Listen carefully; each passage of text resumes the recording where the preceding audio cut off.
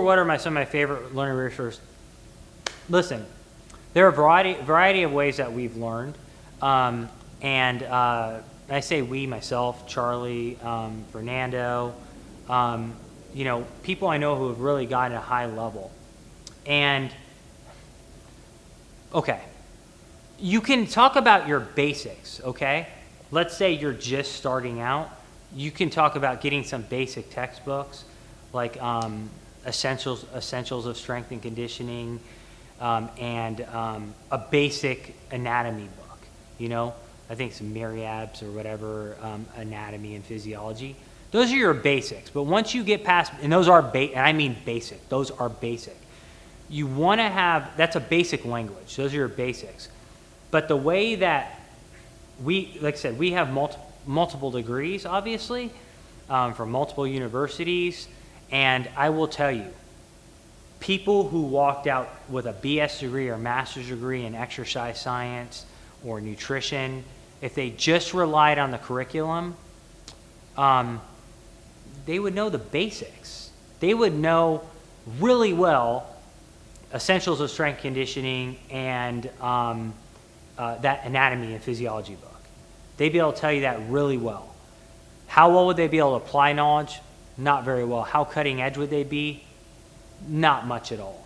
How much would they be able to apply to themselves and others? Not much at all. So the way guys like Charlie and I learned is years and years and years and years and countless hours and losing sleep and not having a life and getting up at 4 a.m. and going to bed reading at 1 a.m.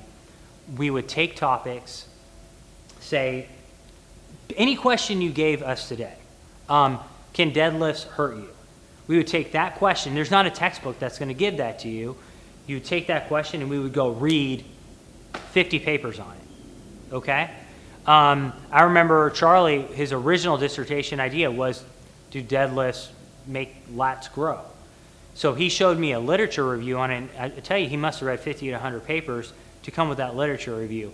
I remember for my master's thesis, I went to the library, and I was old school. I printed out papers. I came back with 2 duffel bags of papers because I was going back to the 1920s to look at information. They didn't have it like on the internet. So I had a bag of like papers from 1900s. So I was trying to understand the psychology of certain aspects. So I had to go back to old school people like Thorndike and Woodworth and all these old school psychologists because I'm interested in the psychology of training. Anyway, that's how we learned. To do that, you're going to have to invest.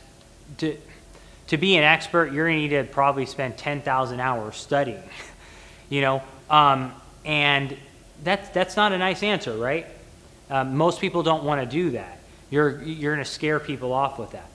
So that's why I go back to probably the best resource, and not being biased, I honestly think it is, in this field. If you like the content we're talking about, join Charlie and I and Dr. Ryan Lowry and Fernando here with our Muscle PhD Academy. It's, again, join us for 30 weeks and team up with us and learn. I think it's the best way. We've taken all those 10,000 hours of practice and put it into this academy, and we walk you through it step by step. We take you through every single body part. We talk about periodization.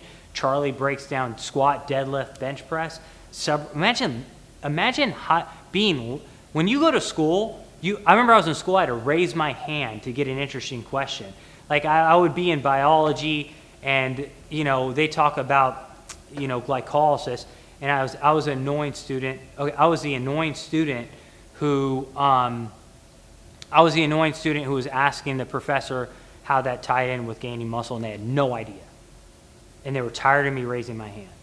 Guess what? When you're in our class and you raise your hand about how glycolysis can make you gain muscle or lose fat, we're the only probably professors, at least 1 out of 1,000,000, who would actually take that question and answer that in depth, one-on-one. And that's what we do with you. So again, I check out the musclephd.com and check out the Muscle PhD Academy. That's my honest opinion.